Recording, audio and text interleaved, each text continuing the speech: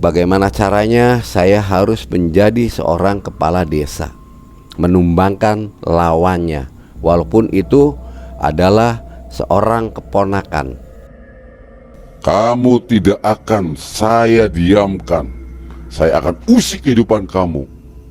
Kalau kamu tidak mempan anak kamu bahkan keluarga kamu, saya akan habisi. Datanglah serangan yang mendadak itu menerpa rumahnya Pak Ahmad. Gumpalan bola bara api yang menerpa rumahnya. Bung! Astagfirullahaladzim. Pak Ahmad kaget. Hei Ahmad, kamu ingkar janji. Kamu betul-betul tidak bisa dipegang omongannya.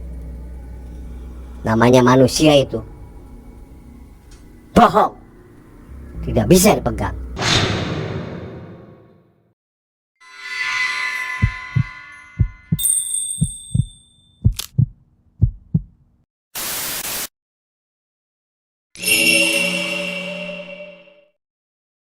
Assalamualaikum warahmatullahi wabarakatuh. Selamat malam, salam jumpa kembali bersama saya Jampang. Malam ini saya akan mengisahkan sebuah santet yang dimana dilakukan pada saat pemilihan kubu, yaitu perkubuan, khususnya yang terjadi di Kabupaten Cirebon, dimana hal-hal yang semacam ini sudah lazim ataupun biasa dilakukan oleh para si calon kubu agar dia terpilih.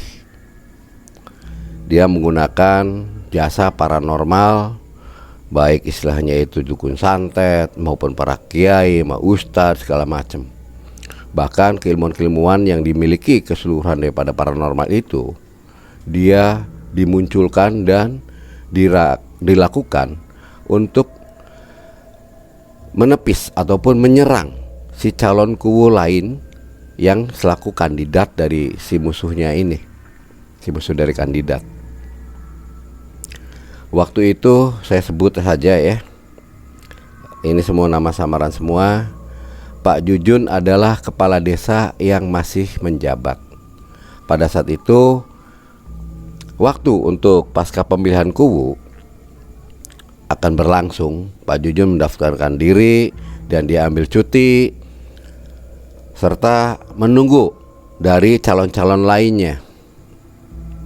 Namun belum ada juga yang kemunculan calon lain. Akhirnya Pak Pari, yaitu pamannya dari Pak Jujun, itu mendaftarkan diri selaku untuk cadangan apabila tidak ada calon lain, agar tidak dinyatakan calon tunggal. Ataupun nanti kalau yang menang dengan bumbu kosong kan gak lucu.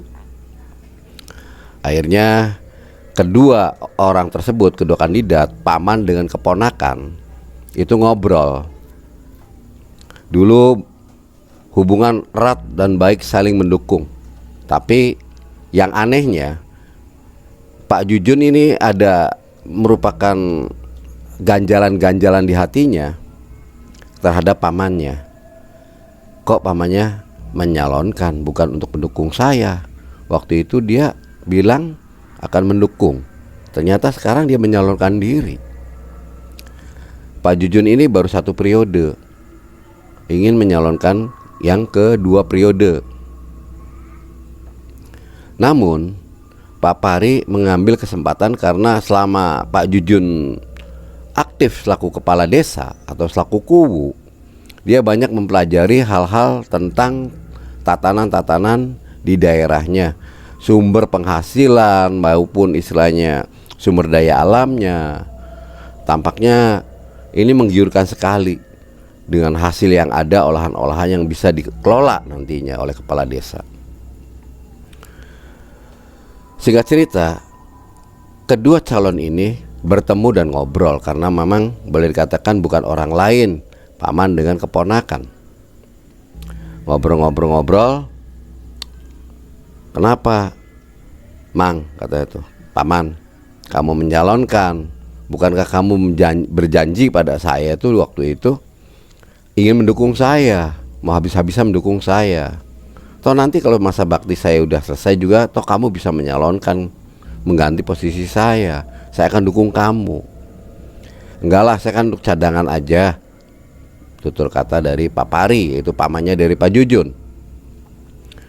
Pak Jujun masih ada sesuatu yang nggak percaya terhadap pamannya ini, karena tahu tabiat pamannya.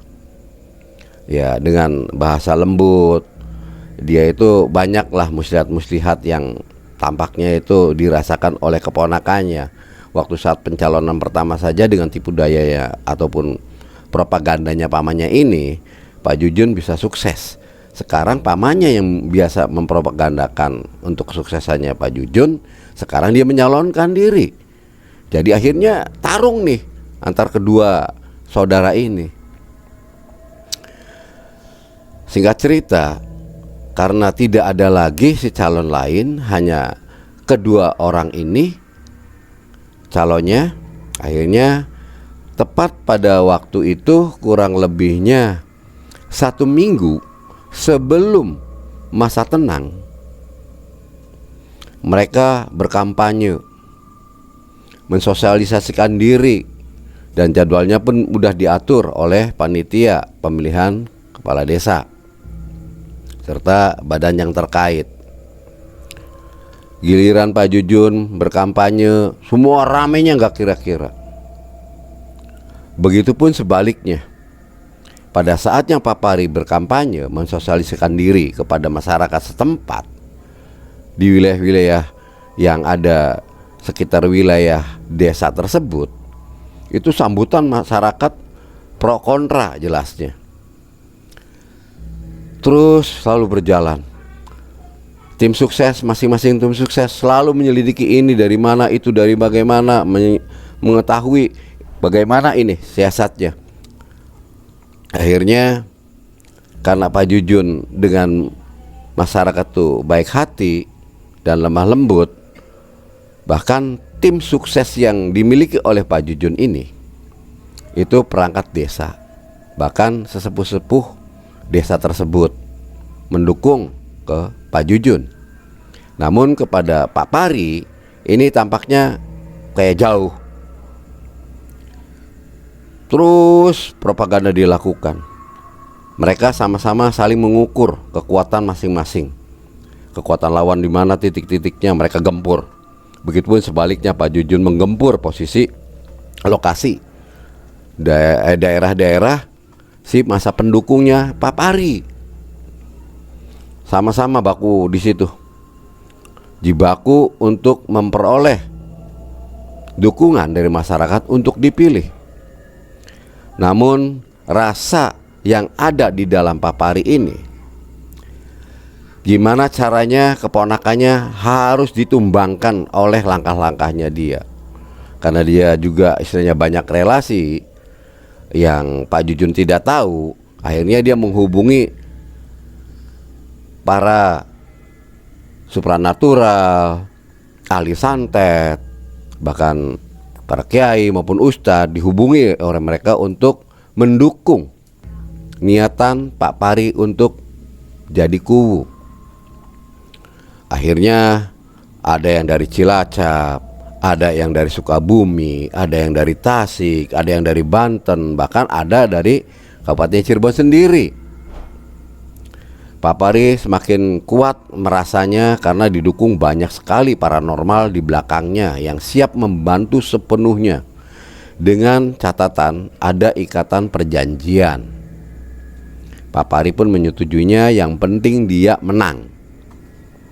Dia, bagaimana caranya saya harus menjadi seorang kepala desa, menumbangkan lawannya, walaupun itu adalah seorang keponakan dari Pak Pari, yaitu Pak Jujun.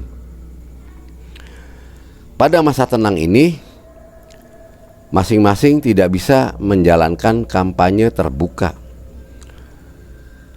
Dan pada saat itu Pak Pari melancarkan dengan semua kekuatan paranormal yang dimilikinya. Ada paranormal yang dari Cilacap, ada juga yang dari Sukabumi.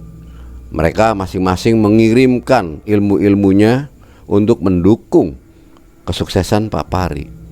menyerang ke rumahnya Pak Jujun. Nah, Pak Jujun di situ pada saat waktu itu kumpul tim sukses yang ada dari sesepuh yang ada di desa itu, kumpul semuanya kepada Pak Jujun karena Pak Jujun adalah calon incumbent. Ngerasa pasti ini kemungkinannya jadi lagi, nggak mungkin enggak, karena udah tahu track recordnya ataupun kerjanya, kinerja dia kepada masyarakat, pelayanan kepada masyarakat diterima dengan baik dan bagus sekali diterimanya. Pada awal itu saat Pak Pari ngobrol dengan paranormal yang dari Cilacap dengan sepenuh keinginan dalam perjanjian-perjanjian, dan entah apa yang dijanjikan oleh Pak Pari kepada paranormal yang ada di Cilacap itu, sempat paranormal itu mengungkapkan, malam ini juga saya akan menyerang dia. Saya akan kirim utusan dari saya ke rumahnya tuh si Jujun. Waktu itu kurang lebih setelah Bada Isya, di rumahnya Pak Jujun, masyarakat, pendukung, dan para sesepuh kumpul pada mengaji.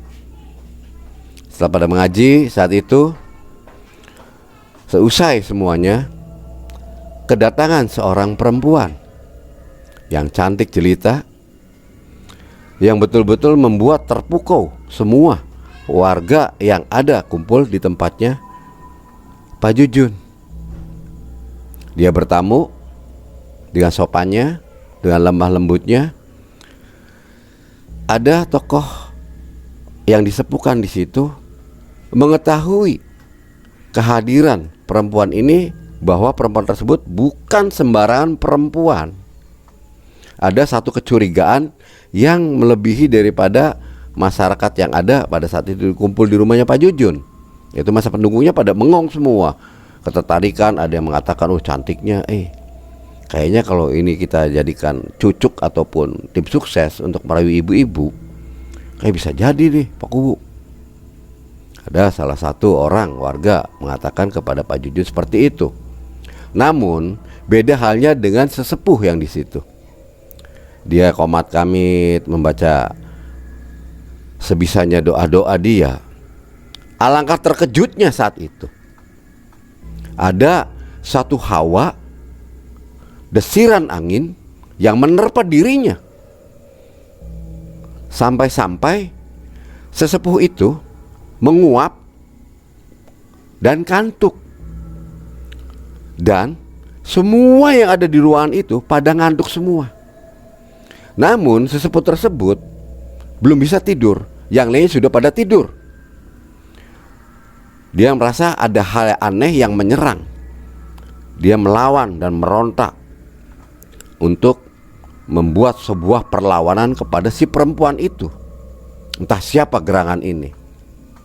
Mungkin ini utusan dari si calon lawan. Diterpalah dengan ajiannya dia, sebisanya ilmunya dia. Akhirnya wujud perempuan itu berubah, yang tadinya cantik jelita, muda belia, menjadi seorang nenek-nenek. Alangkah terkejutnya sesepuh tersebut. Saya katakan namanya sesepuh itu adalah Pak Ahmad. Pak Ahmad ini terkejut bukan main melihat perubahan daripada perempuan itu. Ditanyakan oleh Pak Ahmad, siapa sebetulnya Anda? Hai makhluk ciptaan Allah yang datang kemari ingin mengusik dan mengganggu ketenangan kami di sini. Si makhluk itu yang wujudnya nenek-nenek, dia tertawa. Hihihi, ngapain kamu nanya-nanya? Gak butuh kamu perlu tahu siapa saya. Akhirnya Pak Ahmad ini kesal juga dengan apa yang dituturkan oleh nenek tersebut, seakan-akan diledek. Timbul emosi. Kamu ini belum tahu saya. Baca wiridan-wiridan entah apa. Dilemparkanlah tasbih itu kepada sosok nenek tersebut. Seketika itu menerpa tasbih ini kepada makhluk si nenek-nenek ini. Dia menjerit kesakitan pada saat dilontar. Allahu Akbar. Nenek-nenek itu berubah wujud. Berubah wujud menjadi bergolak. Wujudnya semua keseluruhan berwarna hijau. Matanya merah karena dia sudah marah terhadap Pak Ahmad ini yang sudah menyerangnya. Dia meraung-raung dan melontarkan kata-kata. Kamu tidak akan saya diamkan. Saya akan usik kehidupan kamu. Kalau kamu tidak mempan anak kamu bahkan keluarga kamu, saya akan habisi. Akhirnya Pak Ahmad melakukan kembali serangan dengan membaca sebisanya dia yang pernah dilakukan oleh Pak Ahmad dalam pelajaran-pelajaran yang dulu diambil ataupun dipelajari pada saat dia di pesantren. Akhirnya Pak Ahmad merapal kembali, mengambil sal yang ada, ditepiskannya sorban tersebut, jeprak kepada makhluk bergolak tersebut. Seketika itu makhluk itu langsung hancur seketika, berubah menjadi asap. Asap mengepul, perlahan-perlahan sirna. Akhirnya Pak Ahmad melihat setelah sirnanya sosok tersebut, melihat di sekitar semua pada tertidur, dibangunkan satu persatu, terutama si calonnya ini Pak Jujun, dibangunkan. Bangun, bangun, tidak mau bangun-bangun. Pak Ahmad kebingungan. Yang lain pun sama, dibangunkan tidak mau bangun-bangun. Akhirnya Pak Ahmad ke belakang mengambil air wudhu, dia berdoa, terus sholat 2 rakaat, lalu dia wirid, mengambil air di dalam ini ya, tempayan ataupun baskom tuh, ngambil air di dalam baskom, dimasukin, didoain sama dia. Agak lama juga, kurang lebih 15 menitan doa itu dibacakan oleh Pak Ahmad ini. Akhirnya air itu dibawa dan diusapkanlah air itu ke muka semua yang ada di ruangan tersebut. Pertama diusapkan ke mukanya Kuwu, yaitu Pak Jujun. Perlahan-perlahan Pak Jujun langsung bergerak dan dia membuka mata pelan-pelan. Berawal dia kunang-kunang melihatnya. Setelah kunang-kunang, agak terang, tadinya samar-samar begitu. Akhirnya udah jelas melihat Pak Ahmad masih ada di situ. Bahkan dia pun sempat kaget juga melihat teman-teman tim sukses yang ada di ruangan itu tertidur semua. Satu persatu oleh Pak Ahmad dibangunkan dan diberi usap oleh air itu, diusapkan air itu satu persatu sampai semuanya pada terbangun. Dan Pak Ahmad memberitahu kepada Pak Jujun, semuanya yang ada hadir di sini, kita sekarang jangan lengah karena ini tidak main-main ancamannya akan datang selanjutnya. Dia mengancam, dia ngerasa terusik. Dia mengancam kita semuanya akan diusik oleh mereka. Kalau kitanya kuat berarti keluarganya kita, entah anak, entah istri kita akan dikerjai sama dia. Kalian berdoa saja, sebisanya kalian berdoa agar terhindar dari godaan ataupun gangguan-gangguan makhluk astral.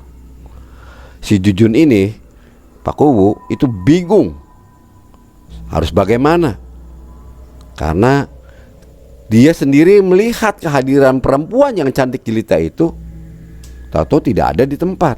Bahkan Pak Ahmad akhirnya menceritakan semua kejadian itu. Akhirnya mereka semua pada ketakutan dengan ancamannya makhluk astral tersebut dan harus siaga betul-betul. Setelah itu Pak Ahmad berdoa mencoba untuk memagari seputaran rumahnya si calon Kuwu ini, yaitu Pak Jujun. Pak Ahmad ditelepon oleh istrinya, disuruh pulang, ada kejadian yang aneh menerpa anaknya. Saat itu Pak Ahmad mohon diri pamitan kepada Pak Jujun bersama seluruh warga yang ada di situ selaku tim suksesnya Pak Jujun, Pak Ahmad meninggalkan lokasi rumahnya Pak Jujun. Pak Ahmad segera pulang, dan Pak Ahmad setibanya di rumah disambut oleh istrinya. Melihat keadaan anaknya si Nurlela itu menjerit-jerit, histeris, ketakutan, bahkan tertawa-tertawa, terbahak-bahak yang tidak henti-hentinya. Sampai-sampai rambutnya ditarik-tarik. Bahkan ibunya dilemparin semua dengan barang-barang yang ada. Dia marah dan marah dan marah. Begitu datangnya Pak Ahmad, diludahi oleh dia. Sampai Pak Ahmad pun terkejut. Si Nurlela ini, panggilannya Lela, itu meludahi orang tuanya. Pak Ahmad sendiri pun kaget. Tidak biasanya anak saya ini berperilaku semacam ini. Ini tidak wajar.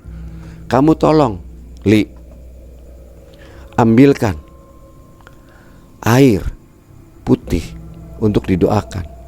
Nih anak nih tidak sewajarnya, tidak selayaknya, dan bukan yang sebenarnya anak saya. Akhirnya air putih diambilkan oleh Ibu Lili, istrinya Pak Ahmad. Dibacain doa-doa oleh Pak Ahmad. Lela tertawa-tawa sembari nunjuk-nunjuk dengan bahasa binatang keluar kepada Pak Ahmad. Bahkan menerjang kembali. Pada saat Pak Ahmad berdoa, itu si Lela menerjang Pak Ahmad, menyerang. Spontan Pak Ahmad terhuyung karena doanya belum selesai. Setelah selesai baca doa tersebut, Pak Ahmad mencoba untuk berkomunikasi dengan makhluk yang menunggu anaknya ini, yang merasuki anaknya ini. Hei, sebenarnya siapakah gerangannya yang ada di dalam tubuh anak saya ini? Kamu siapa? Akhirnya dijawab dengan tertawa yang melengking. Lela tertawa. Ahmad kebingungan, kaget. Dan tawanya yang betul-betul bukan Lela. Dia teringat kembali pada saat kejadian di rumahnya Pak Jujun. Mungkin ini betul-betul dia tidak akan berhenti menggoda, akan menghancurkan, bahkan menyakiti orang-orang yang boleh dikatakan mendukung si calon lain selain Pak Pari. Akhirnya diajak komunikasi kembali oleh Pak Ahmad. Hei, siapa kau? Lancang-lancangnya kamu. Saya tidak takut dengan kamu. Kamu tidak perlu turut campur, Ustadz Gelo. Itu kata si makhluk asar tersebut, marah dan mengancam dia. Saya tidak akan mengganggu kamu kalau kamu tidak mendukung Jujun. Kamu dukung Pari. Kalau kamu masih tetap dukung Jujun, bila perlu saya akan habisi keluarga kamu. Akhirnya terfikir juga ini ancaman tidak main-main.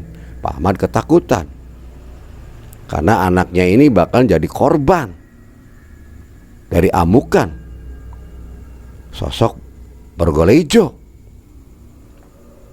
Bukan main-main ini.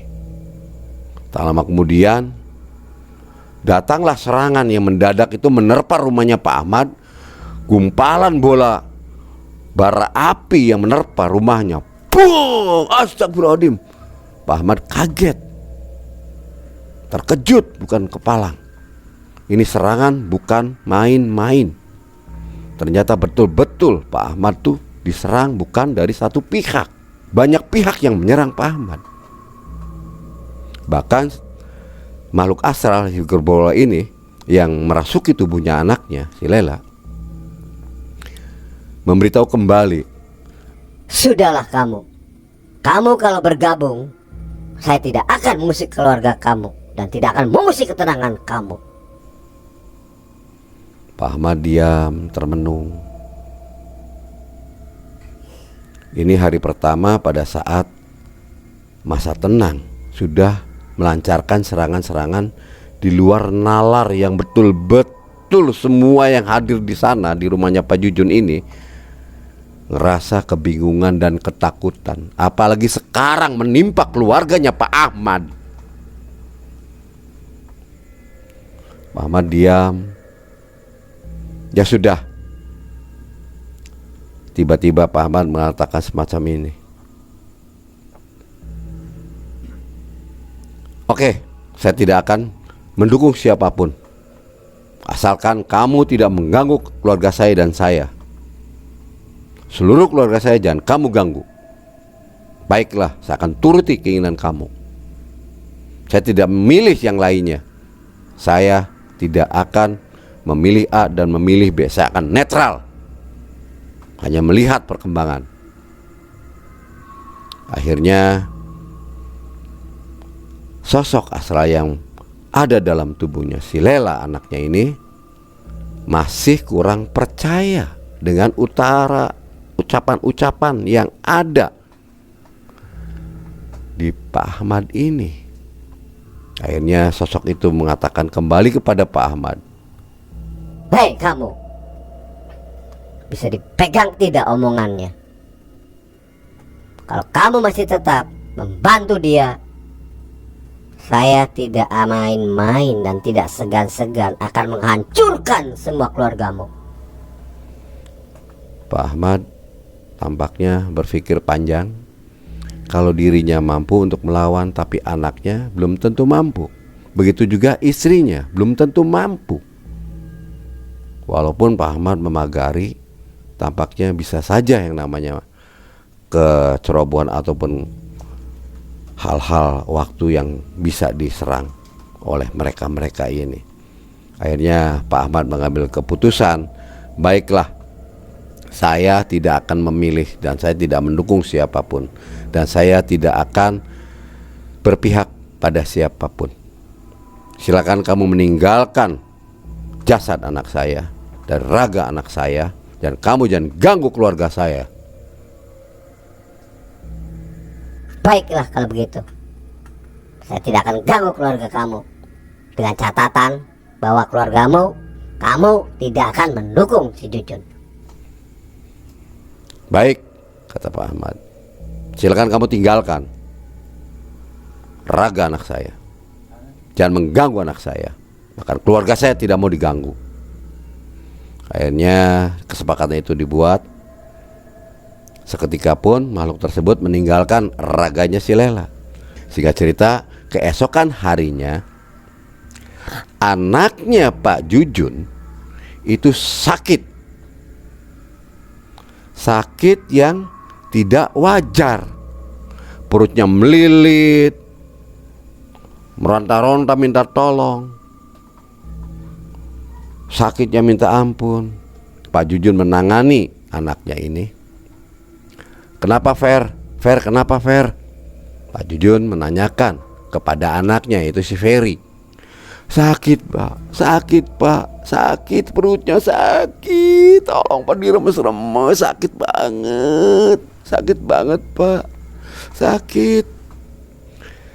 Akhirnya Pak Jujun kebingungan, dan saat itu di ruangan itu masih banyak tim sukses yang hadir di sana, masih berkumpul. Disuruh oleh Pak Jujun ini untuk mencari Pak Ustadz, untuk dimintai doanya untuk menangani permasalahan dari si Ferry anaknya ini. Yang satunya lagi, tim suksesnya Pak Jujun ini disuruh memanggil dokter untuk diperiksa, barangkali betul-betul sakit ini apa. Secara medis harus diketahui, di luar medis pun harus diketahui, karena dia sadar bahwa pemilihan ini bukan hal yang biasa. Ini luar biasa. Permainannya di luar daripada nalar. Menghalalkan segala cara, entah tipu daya apa yang dilakukannya, dari si calon dengan calon, pertarungan demi memenangkan sebuah keinginan untuk membeli sebuah jabatan, yaitu kepala desa. atau Kuwu. Kalau di Kabupaten Cirebon maupun di tempat lain namanya Pakuwuan. Akhirnya datang Pak Ahmad ke rumahnya Pak Jujun. Dia tidak ingat bahwa dia berjanji tidak akan membantu pemenangan Pak Jujun. Namun pikirnya Pak Ahmad, saya tidak akan membantu untuk masalah pemenangan. Ini masalah untuk menyelamatkan anaknya Pak Jujun, yaitu si Ferry. Berpikir secara panjang, dampak yang nanti akan dirasa seperti apa, karena ancaman betul-betul bukan main-main. Akhirnya karena ini niatan baik untuk menolong sesama hamba Allah, akhirnya Pak Ahmad membacakan doa menangani si anaknya Pak Jujun itu, si Ferry. Tak lama kemudian dokter pun datang memeriksa secara medis. Aneh bukan kepalang. Dokter pun bingung. Sakitnya melilit, sakitnya tak tahan, betul-betul merontanya. Setelah diperiksa ternyata tidak ada gejala penyakit yang ada di dalam tubuhnya si Ferry, anaknya Pak Jujun itu. Pak, maaf sebelumnya Pak Kades. Ini tadi makan apa anak si Ferry ini? Dokter bertanya kepada Pak Jujun. Tadi kan makan di sini adanya ya jaburan yang ada, snack-snacknya ini yang tidak lebih dari itu, karena dia nggak kemana-mana, Pak Dokter, kata Pak Jujun. Tapi aneh, sakitnya melilitnya gak kira-kira, yang dirasa dia merontok-rontok tapi dia tidak ada penyakitnya. Secara medis nggak ada, normal semua. Dengan penuturan dari dokter tersebut, Pak Ahmad meyakini ini adalah perbuatan dari Pak Pari oleh dukun yang disuruh dia untuk memenangkan pemilihannya dia. Ini hari kedua pada masa tenang. Anaknya Pak Jujun selaku calon Kuwu ataupun calon kepala desa yang incumbent ini kena masalah, yaitu kena serangan di dalam perutnya. Akhirnya Pak Ahmad mencoba untuk mengobati, namun tidak mampu. Dicoba kembali, Ferry malah meronta dan meronta, kesakitan perutnya kayak diperas betul-betul, dililit semuanya, itu namanya usus. Minta tolong, betul-betul minta tolong si Ferry ini. Bahkan Pak Jujun kebingungan, Pak Ahmad juga kebingungan, dokter pun kebingungan. Coba Pak, lebih baiknya kita bawa ke rumah sakit saja, biar bisa ditangani oleh pihak kedokteran. Barangkali ada diagnosa yang terlewati oleh saya. Kalau di sana kan alatnya lengkap, bisa dicek di lab, barangkali gejala apa yang menerpa anak bapak. Tak pikir panjang lagi, akhirnya menyepakati. Dan tak lama kemudian mobil ambulan pun datang setelah dikontak oleh Pak Jujun. Mobil ambulan datang untuk membawa Ferry ke rumah sakit. Singkat cerita, hasil pun telah didapati. Keluarlah hasil tersebut, ternyata tidak ada satu pun penyakit yang ada kaitannya dengan perutnya si Ferry. Ada salah satu dokter yang menyarankan bahwa penyakitnya Ferry ini penyakit yang di luar medis. Ini kayaknya kena guna-guna, kena santet kayaknya nih Pak. Emangnya bagaimana sih Pak? Mungkin ya maaf Pak, salah satu dokter yang ada di sana yang menangani Ferry di rumah sakit itu menanyakan kepada Pak Jujun, sebelumnya ada perkara apa Pak, sehingga anak bapak bisa begini? Barangkali kecerobohan anak bapak, ataupun dendam orang lain kepada anak bapak, ataupun bapak sendiri yang imbasnya kena kepada anak. Akhirnya dia termenung. Gara-gara pencalonan kubu ini, perang sama saudara, jadi keluarga begini. Begini Pak Dokter, kata Pak Jujun, menuturkan, saya ini menyalonkan kembali. Pada saat ini saya selaku calon incumbent. Nah, si calon ini hanya ada dua Pak, saya dengan paman saya. Kayak ini masalah perkubuan ini, saya yakin ini masalah perkubuan. Sehingga harus bagaimana Pak? Ya sudah, kalau begitu ini saran saya, lebih baik anak Bapak dirawat saja di saudara di luar daerah Bapak.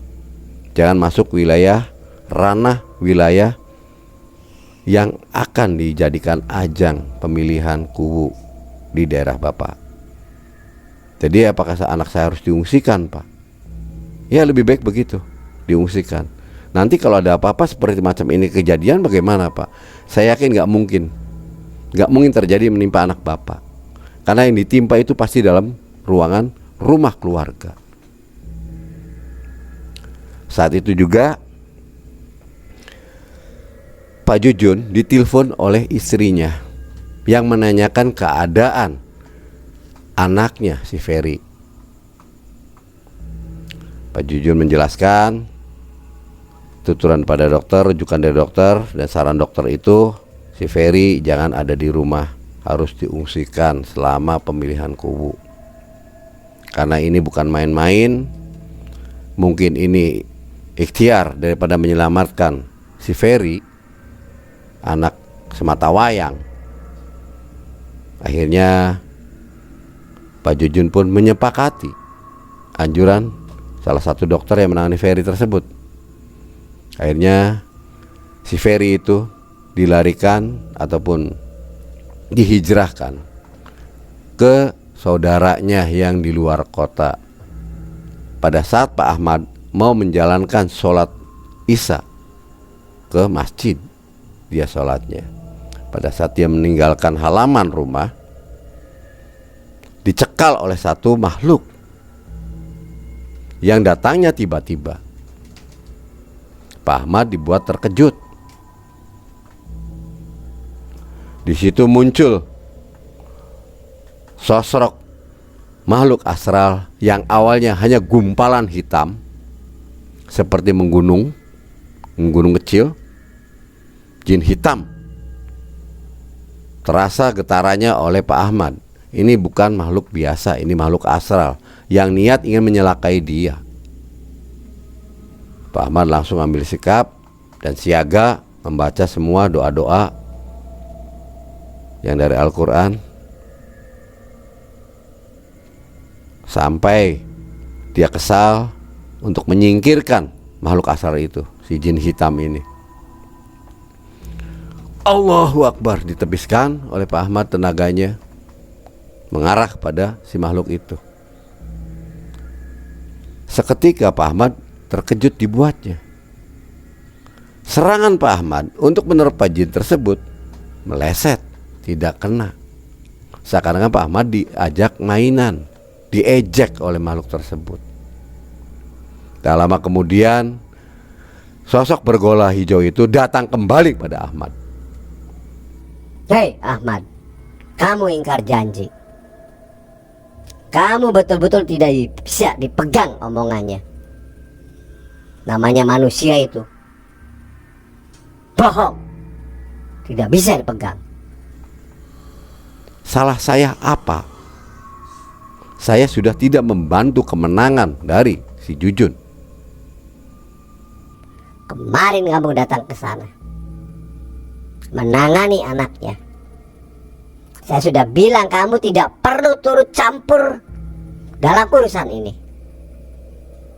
Tetap kamu melanggar. Omongan kamu itu tidak bisa dipegang. Marah si bergola itu pada Pak Ahmad. Pak Ahmad terkejut. Namun dengan santunnya Pak Ahmad menuturkan, saya berkunjung sana dijemput oleh warga, dimintai oleh warga untuk menolong penderitaan anaknya si Jujun. yaitu si Ferry. Apa salah saya untuk menolong sesama? Kan gak ada salahnya. Bukan untuk masalah kemenangan ataupun pemenangan. Saya menolong. Bukan maksud saya untuk mencampuri. Akhirnya si bergolek itu kembali murka kepada Pak Ahmad. Goblok. Kamu itu sama aja telah mengusik. Itu perbuatan saya kamu usik. Sama aja kamu melawan saya. Kebingungan Pak Ahmad. Tak lama kemudian, pada saat mau ribut, terdengarlah kumandang azan yang membuat Pak Ahmad tenang hatinya. Perlahan-lahan dua makhluk ini hilang setelah mendengar suara azan. Bergegas Pak Ahmad cepat pulang, takut ada sesuatu hal terjadi di rumah. Karena ini dia udah mengancam kembali, teringat kembali seperti kejadian waktu itu, yaitu pada kejadian anaknya si Lela. Pak pulang dan mengajak anak dan istrinya itu untuk sholat bareng berjamaah. Namun Pak Ahmad tuh rumahnya diserang oleh kiriman Banaspati, yaitu berupa gumpalan-gumpalan seperti bola api menyerang ke rumahnya. Itunya benar-benar terdengar keras sekali oleh keluarga, membuat kagetnya anaknya si Lela. Pada saat dia tidur sampai terbangun, sampai menanyakan kepada Pak Ahmad, "Bi, suara apa ya, Bi? Letupan yang besar sekali seperti bom." Sampai saya terbangun. "Sudah Lela, kamu ambil air wudhu, jangan banyak tanya. Kita minta bantuan pada Allah. Dia masih nyerang kita karena mungkin dia penasaran, ingin menghabisi semua para pendukung si Jujun." Ya sudah Bi, begitupun istrinya si Bu Lili, ikutin saran daripada suaminya. Karena dari tadi pun dia selalu mendampingi, takut ada hal-hal yang tidak diinginkan terjadi kepada keluarganya. Bertepatan pada itu juga di rumahnya Pak Jujun, itu serangan demi serangan Banaspati, bukan hal yang sepele. Hampir ke seluruh rumah itu diterpa Banaspati. Kiriman-kiriman datang, santet-santet nyerang ke rumahnya Pak Jujun. Sampai-sampai masa pendukung yang ada di rumah Pak Jujun ketakutan dan meninggalkan rumahnya Pak Jujun. Satu persatu meninggalkan karena rasa ketakutan. Ada suara letupan yang seperti bom. Namun banyak juga warga yang melihat melesatnya bola api ke rumahnya Pak Jujun. Tapi yang anehnya Pak Jujun tidak merasa ada apa-apa dan tidak mendengar letupan-letupan itu terjadi. Hanya yang membingungkannya, suasana di situ mulai semua tuh tim yang ada di sana itu menguap, mengantuk. Pada saat di ruangan kumpul membahas satu kemenangan dan siasat-siasat untuk pemilihan, itu mereka pada nguap dan ngantuk. Ada salah satu daripada warga, anggaplah namanya Dodi ya. Si Dodi biasanya dia kalau ngantuk itu minum kopi sembari merokok supaya hindari ngantuk, dan menuturkan pendapatnya dia kepada Pak Kuwu, yaitu Pak Jujun. Kebetulan rokok sudah habis dan si Dodi ini pamitan kepada Pak Jujun untuk membeli rokok karena rokoknya sudah habis. Begitu dia ingin keluar dari rumah itu, ngantuknya kenceng gak kira-kira, betul-betul ngantuk banget. Dia maksakan diri karena ingin membantu Pak Jujun memenangkan satu strategi pemenangan. Akhirnya dia maksakan diri untuk mencari rokok ke warung. Saat si Dodi ini keluar dari rumahnya Pak Jujun, satu kejadian yang aneh sama Dodi itu dirasakan. Itu badannya Dodi segar bugar, seakan-akan tidak ada apa-apa yang terjadi menimpa dalam diri si Dodi. Loh, kok enak banget ya badan? Dodi sempat kebingungan. ini enak banget katanya. Tadi di sana ngantuk, di sini kok nggak ada masalah apa-apa, nggak ngantuk nggak apa. Akhirnya Dodi berlalu mendekati warung dan beli rokok di salah satu warung di desa tersebut. Setelah dapat rokoknya di warung tersebut tuh, Dodi langsung pulang kembali ke posisi rumah Pak Jujun, kumpul bersama yang lain-lainnya selaku tim sukses di sana. Begitu Dodi memasuki ruangan Pak Jujun, di mana ruangan yang biasa kumpul tim, baru juga menyalakan sebatang rokok, Dodi sudah menguap kembali. Diawali rasa pening dan mengantuk. Mata ini rasanya berat sekali dibuka. Pak Kuwu, Dodi menuturkan kepada Pak Jujun, ada apa Dod? Aneh Pak Kuwu, kok ngantuk datang lagi? Guap lagi Dodi. Guap lagi. Tadi saya waktu beli meninggalkan ruangan ini, kok badan saya segar bugar Pak Kuwu. Masa sih Dod? Saya dari tadi begini aja kok. Yang ngantuk sih ngantuk normal. Cuma saya sebisanya aja lah, baca-bacaan, istighfar, salawat. Bener Dod, kamu apa yang kamu rasakan? Bener Pak Kuwu. Akhirnya dengan rasa penasaran yang ada, Pak Jujun membangunkan salah satu warga yang ada selaku tim sukses di ruangan itu. Bangunkannya si Didi. Di bangun Di. Didi bangun Di. Didi pun mengulet, lihat, apa Pak Kuwu? Ngantuk Pak Kuwu. Udah bangun istighfar. Beliin martabak, mau nggak? Enak makanan. Tuh di tepi jalan tuh biasa tuh martabak sayur tuh. Udah malam gini ngantuk Udah buat makan anak-anak semua di sini. Akhirnya Didi mengikuti apa yang dianjurkan oleh Pak Kuwu. Uang pun dikasihkan sama Didi. Didi maksa keluar dari ruangan. Begitu keluar dari ruangan itu, lepas dari halaman rumahnya Pak Kuwu, si Didi ini agak seger banget dan kaget, seakan-akan tidak pernah terjadi apa-apa yang di dalam ruangan tadi. Seger, betul-betul, wah fit, nggak ada rasa ngantuk sedikit pun. Akhirnya Didi tidak memikirkan hal yang lain. Dia berangkat membeli martabak. Singkat cerita, martabak sudah didapati dan Didi kembali menemui teman-teman bersama Pak Kuwu di rumahnya, memberikan martabak tersebut dihidangkan. Di situ saat Didi ingin mencicipi martabak, itu ada hal yang aneh dalam diri Didi. Saat memegang martabak, kelihatan seperti kayak binatang. Jijik banget. Ini kayak ulet nih. Ada uletnya Pak Kuwu. Ada uletnya. Menurut pandangan Didi, martabak itu ada ularnya.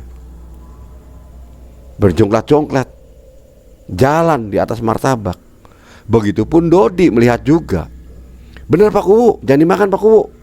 Ya, banyak banget ini. Banyak sekali nih ulatnya.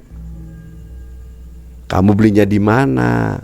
Di tempat biasa yang dekatnya pemakaman itu. Di situ aja kan yang ada yang jualan. Waduh. Akhirnya martabak pun ditutup kembali. Disuruhlah si Didi memberikan atau kepada hewan martabak tersebut. Daripada mubazir, kita berikan saja kepada hewan. Akhirnya Didi pun menuruti, meninggalkan ruangan pertemuan itu. Pada saat si Didi keluar ruangan, lepas dari halaman rumahnya Pak Jujun, itu Didi segar bugar kembali. Singkat cerita, Didi akan memberikan martabak tersebut kepada si tukang bebek itu dibuka, ternyata martabak utuh. Tidak ada sama sekali pandangan di situ ada ulatnya. Bahkan tukang bebek itu bilang kepada Didi, kamu nggak salah mau ngasih ke saya martabak utuh enak begini, kamu banyak rezekinya ya. Didi pun sontak di situ kaget. Apa saya salah lihat dalam hati kecilnya Didi? Tapi karena udah meniati untuk memberikannya, ya sudah diberikannya martabak tersebut kepada tukang bebek itu. Dan Didi masuk ke ruangan kembali, di mana masih berkumpulnya Dodi, Pak Kubu, dan teman yang lain di situ. Dia masih kuat walaupun nguap-nguap dipaksakan dia. Akhirnya dia datang menuturkan perihal kejadian aneh tentang masalah martabak. Pak Kubu, maaf, ini sih maaf sekali maaf. Ada apa, Di? Tadi saya makan martabak itu di luar di rumahnya tukang bebek. Itu martabak normal, enaknya benar-benar enak. Masa sih? Kamu lihat sendiri, kamu yang lihat di sini, saya juga ngeliat. Kamu juga kan lihat banyak uletnya, baunya nggak kira-kira. Masa sih, Di? Bener, ini nggak normal ini. Ini betul-betul nggak normal. Waduh, gimana ya? Akhirnya mereka berpikir, mulailah kantuk mendatang, godaan ngantuk, benar-benar ngantuk, dan buat mereka tuh lelah, tidak bisa melakukan apa-apa selain tidur. Akhirnya esokannya, singkat cerita, siang hari Didi meninggalkan lokasi rumahnya Pak Kubu, pulang ke rumah. Pada saat Didi datang di rumah, Didi diancam. Didi diancam oleh anaknya, yang memang boleh dikatakan anaknya itu mendukung si lawan, yaitu Pak Pari. Pak, kenapa sih Pak? Nggak bantu Mang Pari aja? Kenapa masih Ahmad? Kenapa milih istilahnya dukung-dukung si Jujun? Didi diem saja. Gimana pun juga dia masih family, toh dia adik sepupu kamu juga. Dia kan lebih tua Wak Pari gitu. Itu kan Uwa, ya harus menghormati yang lebih tua. Lah kamu ngerti apa? Kata si Didi pada anaknya. Ya sudahlah, nanti tahu rasa sendiri. Akhirnya anaknya ini, si Denny, pergi meninggalkan Didi di rumah. Pada saat di rumah, Didi pada saat buang air, di kamar mandinya itu berdiri sosok hitam yang mengejutkan Didi pada saat masuk di kamar mandi. Astagfirullahaladzim. Didi tersontak kaget. Di pojok kamar mandi berdiri tegak sosok hitam yang menggunung, yaitu jin hitam itu. Bahkan Didi sempat terdorong, terhuyung, menabrak tembok. Jadi kaget, seakan-akan ada orang yang mendorongkan dia. Didi berbalik, ternyata di situ berdiri sosok astral si bergola itu. Bergola hijau sudah ada di situ. Kamu macem-macem, kamu mau berurusan dengan saya? Bergola itu langsung maki-maki Didi. Kamu gak usah bantu tuh namanya Jujun. Gak perlu datang-datang ke si Jujun. Kalau kamu masih datang sana dan membela dia, saya akan habisi kamu. Didi mendatangi Pak Ahmad, singkat cerita datang di sana ngobrol dan mencurahkan semua perihal-perihal yang terjadi sama Didi. Pak Ahmad pun sama, menuturkan kembali apa yang dialami oleh Pak Ahmad. Sampailah pada saat hari H pemilihan, esok harinya nih, pemilihan pemungutan suara. Malam hari itu semua pendukung daripada Pak Jujun ini merapatkan barisan, mengadakan pengajian di rumah masing-masing mengaji. Namun banyak kejanggalan-kejanggalan dirasakan oleh tim suksesnya Pak Jujun. Mereka pada ngantuk. Begitu ngaji nguap, ngantuk, boro-boro selesai mengajinya. Gak sampai selanjut. Dan ngantuk tidur, semua pada ngantuk dan tidur. Sampai-sampai saat pengumuman dimulainya pemungutan suara dan batas waktunya, mereka belum bangun. Ahmad pun sempat kebingungan. Ini kok sepi sekali, suasana hening, gak karu-karuan. Akhirnya Pak Ahmad berangkat membawa sepucuk surat yang menandakan dia bahwa seorang pemilih memasuki bilik suara. Datang ke panitia mengasihkan surat tanda berhak pilihan. Diberilah selembar kertas untuk memilih. Pada saat Pak Ahmad masuk bilik suara, di dalam bilik suara itu Pak Ahmad dikejutkan kembali oleh beberapa sosok makhluk astral yang di sana. Diawali Pak Ahmad masuk tuh melihat ada pocong di situ. Astagfirullahaladzim, ya Allah, ya Rasulullah. Apa-apaan ini ada pocong begini? Pak Ahmad membaca-baca yang dibaca oleh dia sebisanya dengan ayat suci Al-Quran. Dia mencoba kembali membuka surat pilihan, surat suara itu, dan diambillah paku. Ada satu keanehan oleh Pak Ahmad. Pada saat Pak Ahmad ini untuk memilih nomor si Pak Jujun, wajah Pak Jujun, itu nggak tembus-tembus si paku.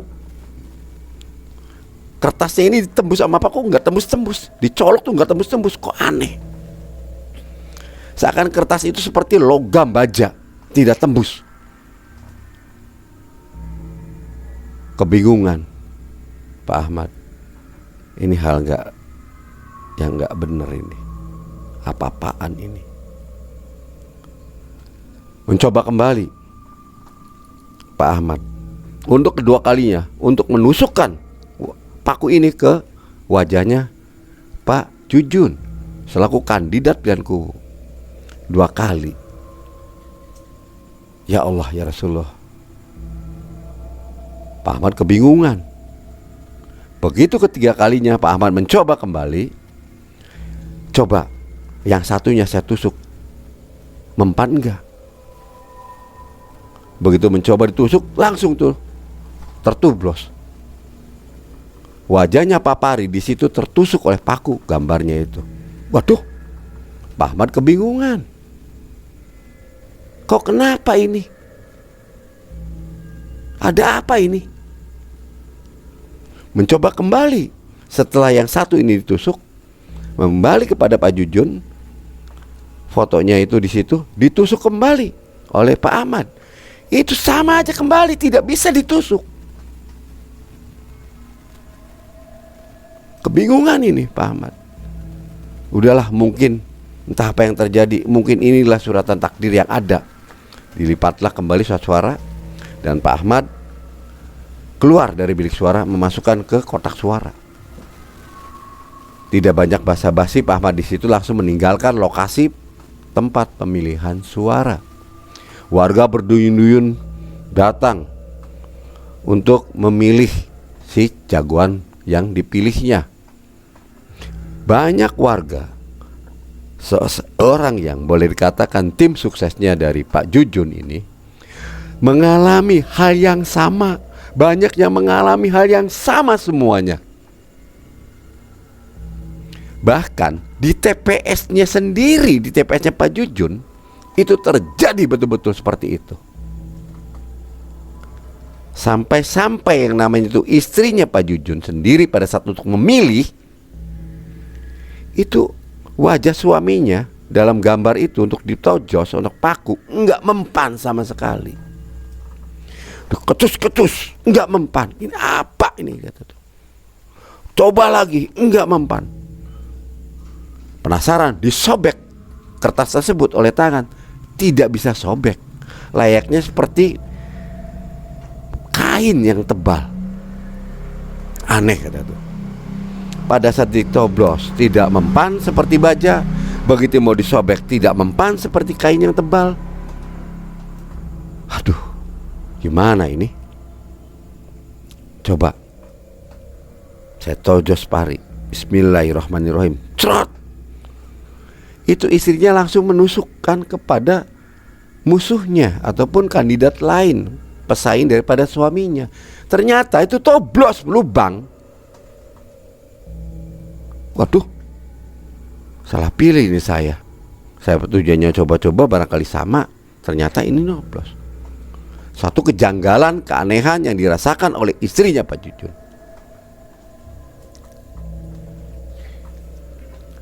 Akhirnya untuk mempersingkat waktu, istrinya ini melaporkan pada suaminya, langsunglah dilipat surat-surat itu, masukkan ke dalam kotak suara. Keluar dan masukkan ke dalam kotak. Dia buru-buru pulang, mau melaporkan kejadian itu terhadap apa yang dirasakan oleh dia, melapor kepada suaminya. Begitu dia menceritakan apa yang dialami pada saat di kotak suara itu, di bilik suara, si Jujun selaku calon kadis incumbent kebingungan. Coba saja Pak, kalau nggak percaya, saya rasakan seperti itu.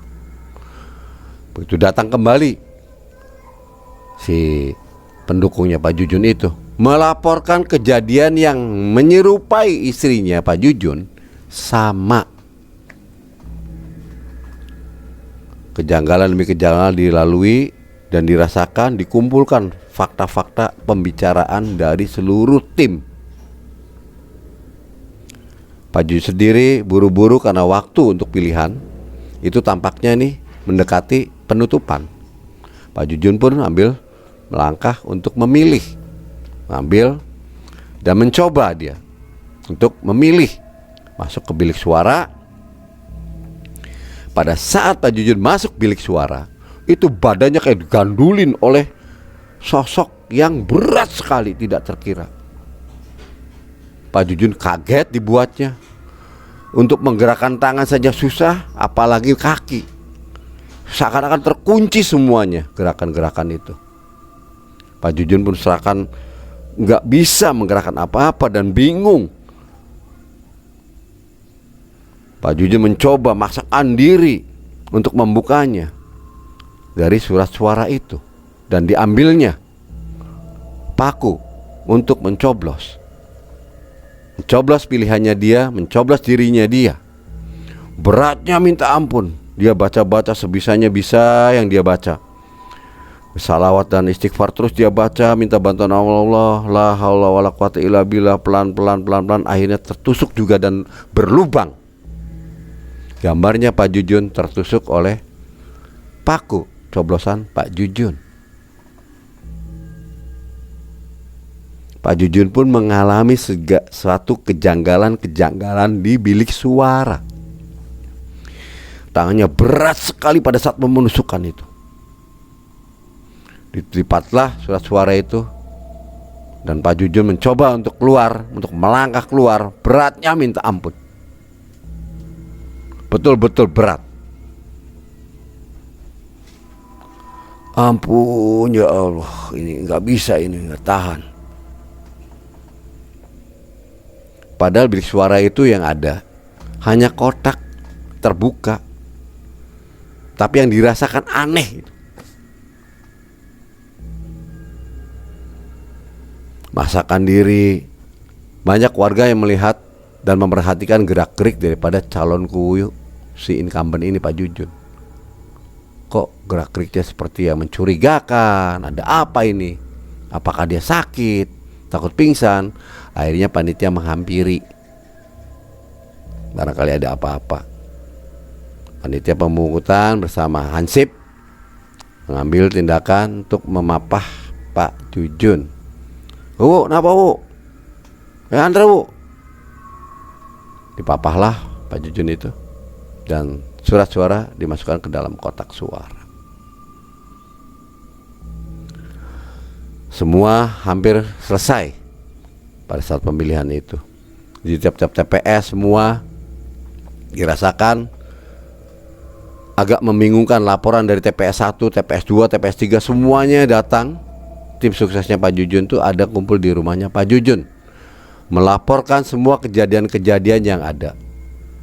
Karena beberapa jam yang akan datang akan dilakukan pemilihan itu, pengambilan surat penghitungan suara. Sebelum penghitungan suara mereka kumpul, membekali diri makan segala macam dan insomma, dan melaporkan kejadian-kejadian pada saat di TPS masing-masing. Semuanya hampir sama yang dialaminya.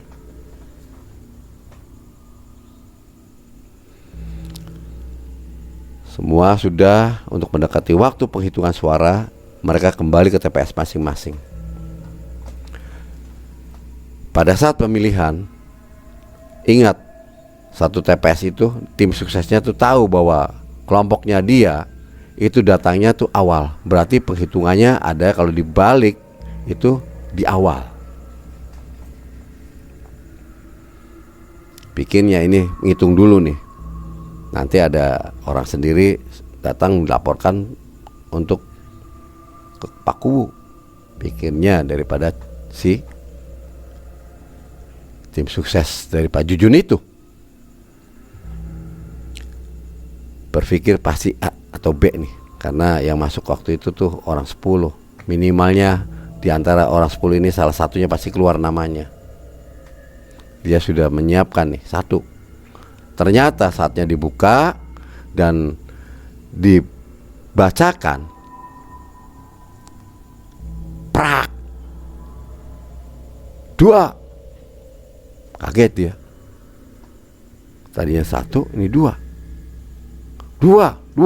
sampai terus sampai kepada tingkat mau akhir.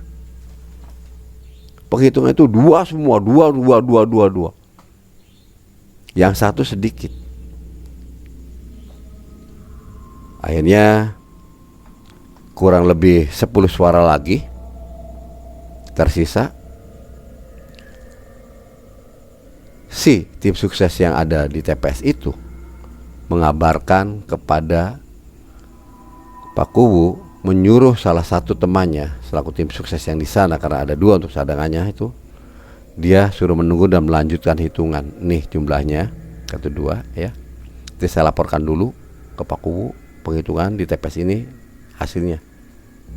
Yaudah, saya nungguin, tapi kamu segera pulang ya, kembali kemari.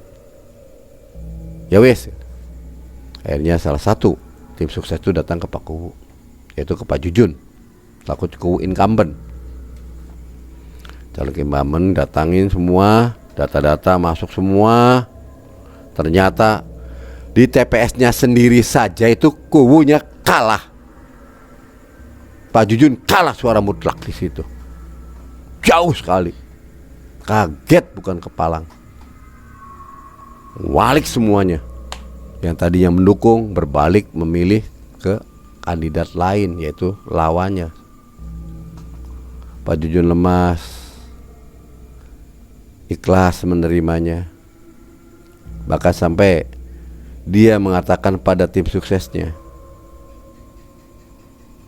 "Saudaraku semuanya, selaku tim sukses pendukung saya akan memberikan kata-kata dan harus kalian ingat, jabatan itu sebuah amanah.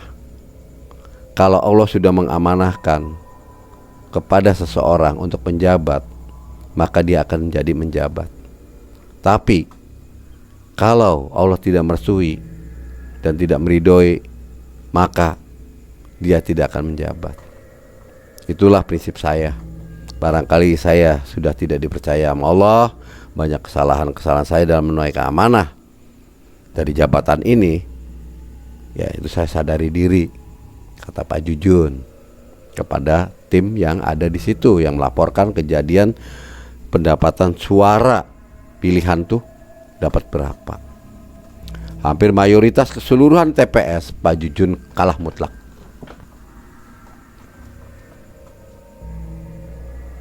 Singkat cerita, pengumuman itu pada waktunya diumumkan bahwa Pak Jujun kalah telak dimenangkan oleh calon Pari, yaitu calon kubu Pari. Yang menangnya adalah calon kubu Pari dengan menang mutlak. Dengan sigapnya Pak Jujun, walaupun rasa penuh kekecewaan yang mendalam dan mendasar, seorang ksatria yang betul-betul megang teguh daripada apa yang diamanatkan dan megang teguh apa yang dikatakan, dia menghampiri si pemenang untuk memberi selamat. Menghampirilah Pak Jujun ini setelah keputusan mutlak bahwa Pak Pari itu menang. Datang ke rumahnya, sedang di rumahnya mereka sedang berpesta pora merayakan kemenangan Pak Pari. Dengan penuh semangat, walaupun rasa malu yang ada, yang terpikul beban mental dan moral di Pak Jujun dengan jiwa besarnya datang dan mengucapkan atas kemenangan Pak Pari. Assalamualaikum Mang. Waalaikumsalam Jun. Kenapa Jun? Alhamdulillah Mang, Mamang menang. Kesun Mang, selamat ya Mang atas kemenangannya Mang. Moga amanah Mang, mikul Mang jabatan kian. Kula percaya tengah Mang, Mamang saged jalanakan tugas niki. Ya iyalah Jun, pasti nek, kata beliau. Pak Pari bertutur kepada Pak Jujun. Sira lagi menang baik kita karane time kang menang akan nek. Iya kan? Dengan gaya dan sombongnya, keegoan itu muncul karena sudah terpengaruh alkohol, karena di sana sedang pesta pora. Setelah itu, Mang, aja sampai ngurangi hormat sarang sonoe kula remamang, lantaran kula masih akeh pedamelan tenggria ngurusi ya tim kang sendereng dahar, malah soramang pegel-pegel mesti dilayani masyarakatnya ya Mang ya. Pamitan kerin Mang, sembari mencium tangan salaman Pak Jujun kepada pamannya yang pemenang kepala desa itu. Dia pulang dengan jiwa besar dan mengatakan pula kepada istrinya setelah ada tiba di rumah itu, istrinya pun diberi pandangan dan diminta sebuah keikhlasan. Jangan sampai terjadi ada hal-hal yang tidak diinginkan untuk kelanjutan. Walaupun dia melakukan yang tidak-tidak pada kita, yang penting kita tidak membalasnya seperti dia lakukan kepada kita. Kalau kita lakukan seperti dia, sama aja saya seperti dia, tidak beda jauh aja. Mungkin kita yang ngerti bahkan lebih parah ganjarannya, hukumannya kepada apa yang kita lakukan. Karena dia mungkin menghalalkan segala cara, haknya dia. Toh kita yang paham, nggak usah. Kamu nggak usah sakit hati dan nggak usah merasa gimana-gimana. Kita biasa aja. Ketemu sama dia kita sapa. Singkat cerita, setelah pengumuman pada tanggal 21 November 2021 ini, akhirnya usai sudah pemilihan itu. Seminggu kemudian menanti pelantikan yang dilaksanakan pada tanggal 31 Desember 2021. Ya ada namanya benturan kecil-kecil antara masa pendukung dan pendukung, sindir-sindiran. Namun masa-masa yang ada ataupun masa pendukungnya Pak Jujun diminta dengan sopan, tidak perlu meladeni dengan siapapun yang akan mengkritik dirinya atau diejek dirinya, seorang kubu yang kalah suaranya. Sudah ini adalah takdir. Mungkin Allah memberikan yang terbaik untuk kita semua, nggak usah dilawan dan nggak usah dibentur. Kita fokuskan pada kegiatan kita sehari-hari untuk bela keluarga, mencari nafkah. Singkat cerita, 31 pun berlalu pas masa untuk pelantikan, dan dilantiklah Pari tersebut menjadi seorang kepala desa di kampungnya. Dan Jujun dengan legowonya, namun rasa penasaran yang ada dalam diri Pak Jujun ini masih tetap berkecamuk untuk memecahkan persoalan-persoalan yang dialami pada saat perkubuan ataupun pemilihan kubu. Pak Jujun datang ke salah satu orang pintar, yaitu seorang kiai, untuk meminta bantuan untuk membuka tabir tersebut. Tujuannya bukan untuk balas dendam, bukan apa, hanya sekedar tahu saja. Setelah dituturkannya seluruhan dari apa yang dialami Pak Jujun, dan kiai tersebut pun memberikan gambar-gambaran kepada Pak Jujun, Pak Jujun pun dengan ikhlas karena berbesar hati, dia pulang dan pamitan kepada kiai itu. Keesokan harinya Pak Jujun melihat seorang tim sukses yang ada di Pak Pari, yaitu kubu yang jadi, sakit-sakitan, sakit yang aneh, sakit yang betul-betul di luar dugaan dan di luar nalar. Hanya Pak Jujun, masa bodoh saja, itu urusan bukan urusan saya. Toh membantu saya sudah, memberikan materi untuk berobat. Adapun tentang masalah begini-begini bukan urusan dia. Hanya menyarankan pada keluarganya, barangkali ini penyakitnya bukan penyakit medis, bawa saja, dan meminta kepada Pak Kuwu yang jadi sekarang, dia lebih mengerti dan lebih paham. Hanya itu yang dituturkan oleh Pak Jujun. Dan banyak tim suksesnya Pak Pari yang kadis yang jadi pada sakit. Ya, begitulah berulang-ulang. Sempat Pak Jujun pun memberikan tuturan yang sama, meminta kepada Pak Kuwu untuk solusinya, karena berawal dari dia. Jadi dia yang lebih tahu. Itu saja. Dengan santunnya menuturkan, bukan fitnah, bukan apa, minta pendapat ataupun minta kepada Pak Kuwu, seorang kepala desa yang mengerti dan memahami untuk menata warganya dan wilayahnya. Minta pandangan ke sana. Seperti itulah yang dituturkannya. Bahkan ketemunya Pak Pari dengan Pak Jujun berpapasan, tetap Pak Jujun memberi tuturan sapa yang sopan dan elegan selaku warga yang dipimpin oleh kepala daerah. Dia menghormati dia yang disepuhkan selaku kepala daerah. Dia harus manut menurut aturan yang berlaku di daerah tersebut. Walaupun Pak Jujun mengerti dan memahami aturan-aturan yang ada karena dia mantan seorang kuwu. Singkat cerita,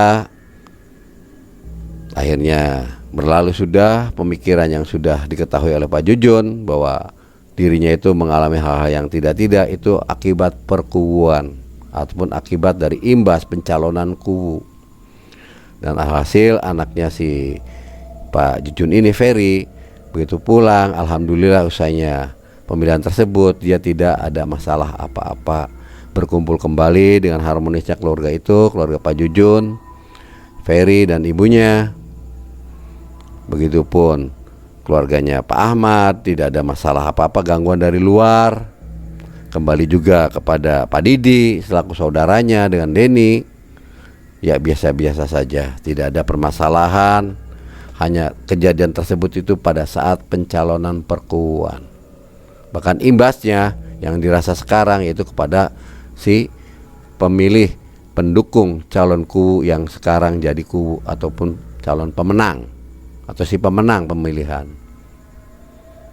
Nah, itulah, mohon sekali ambil hikmah yang terbaik, buang jauh-jauh yang jeleknya.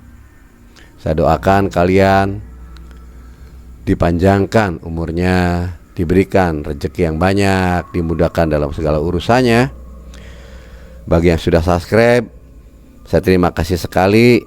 Kalian adalah pejuang channel ini. Dan bagi yang belum subscribe, mohon subscribe-nya. Apabila ini baik dan berguna, mohon share dan komennya di bawah ini. Saya akhiri cerita ini. Wabillahi taufiq wal hidayah. Wassalamualaikum warahmatullahi wabarakatuh.